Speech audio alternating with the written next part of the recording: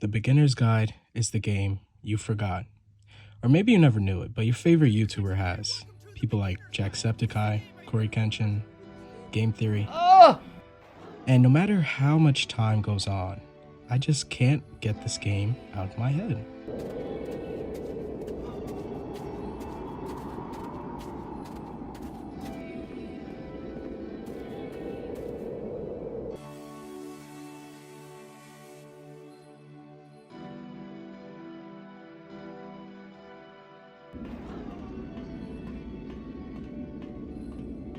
The Beginner's Guide is to me what games like Presentable Liberty and Firewatch are to a lot of people. I come back and I just get blown away by the narratives and themes all over. In case you don't know, The Beginner's Guide is... Hi there. Thank you very much for playing The Beginner's Guide. My name is Davey Reedon. I wrote The Stanley Parable, and while that game tells a pretty absurd story, today I'm going to tell you about a series of events that happened between 2008 and 2011. We're going to look at the games made by a friend of mine named Coda.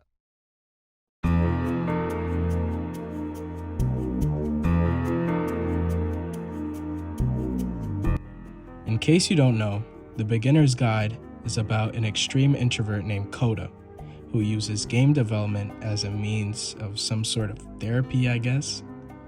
But one of the best examples of this therapy are a bunch of messages and notes. So first off, I'm sure you can deduce this, but this game is not connected to the internet. All of the notes that you're going to see have been written by Coda. It's really just Coda typing out all these different messages. And I say this to just bring home the point of how introverted he really was. Throughout the game, there are these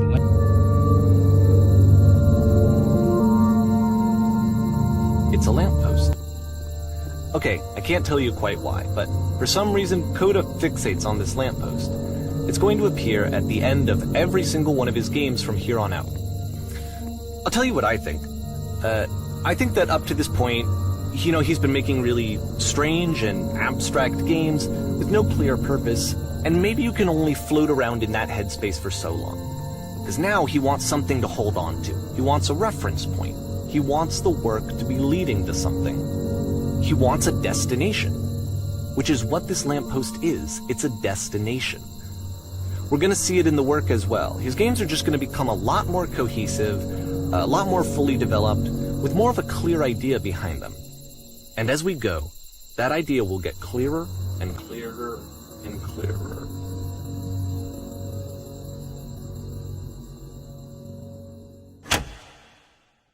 But I'll come back to that a bit later in the video. Eventually, Coda meets Davey, who is actually the narrator and the guy who, serves us throughout the whole game. Something I really admire about the game is that you can't tell for a good chunk of it if it's a real story or not. Besides that, I could say I honestly relate to Coda, specifically using art as an outlet. In one of the games, you sacrifice your life to save, it doesn't really tell you how many people, but it's probably a lot.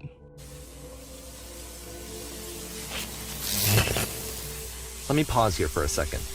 What you just experienced, stepping into the beam and then dying, is probably what Coda had initially intended when he was developing this level. But when he first compiles and plays it, something goes wrong. There's a bug somewhere. And this is what happens instead.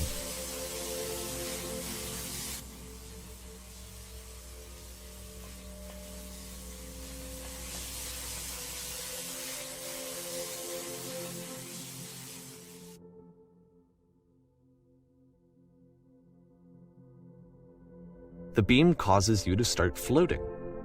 And this is an important moment for him. Because yes, this is technically a glitch, but Coda identifies something human about it, like how small it makes you feel in the face of this larger chaotic system.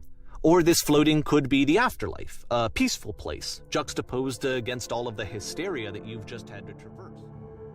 I haven't posted on this channel for almost 2 years, which probably doesn't sound like a lot, but mind you, I'm only 18.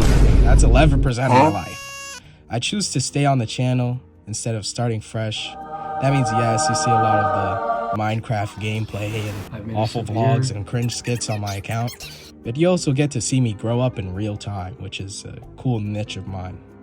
I relate to Coda in the way of using art as an outlet, but where I think we differ is in the way of making the conscious choice to keep art, no matter how awful we think it is, around for anyone to judge and see.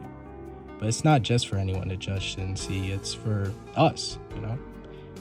Remember those lampposts I mentioned in the beginning of the video?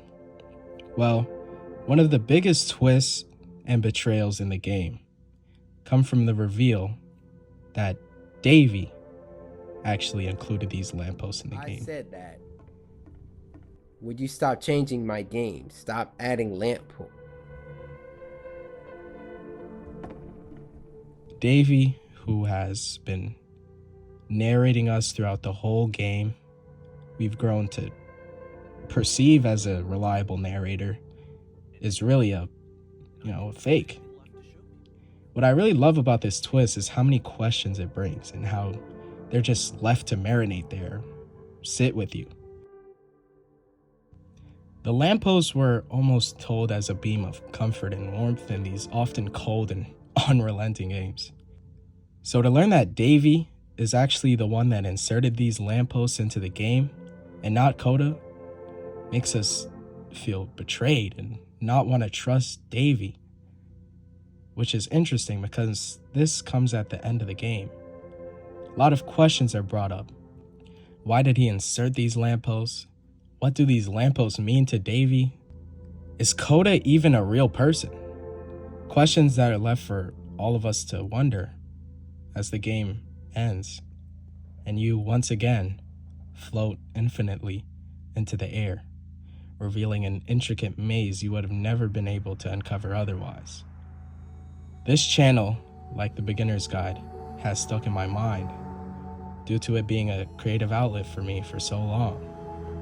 If you haven't watched someone play this game or haven't played it yourself, please, sincerely, do yourself a favor. Treat yourself with an emotional roller coaster, a genuinely great story with somebody, hopefully your favorite YouTuber. Thank you for watching. Much peace and love towards your grandmother, and have a great day. Goodbye.